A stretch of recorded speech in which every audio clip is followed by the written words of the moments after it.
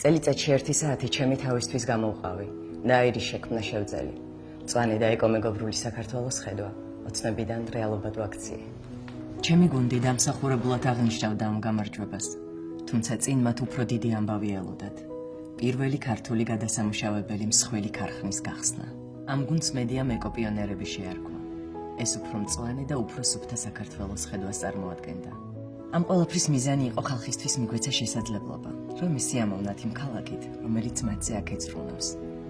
ჩემმა გუნდმა ის მათთვის შექმნა. წარმოგიდგენიათ, რა მხელა ბედნიერება იმის გააზრება, რომ ამ გუნდმა, ჩემმა გუნდმა საქართველოში ჰექტრობით ტყე გადაარჩინა. თუმცა ეს ყველაფერი შესაძლოა არც კი მომხდარიყო.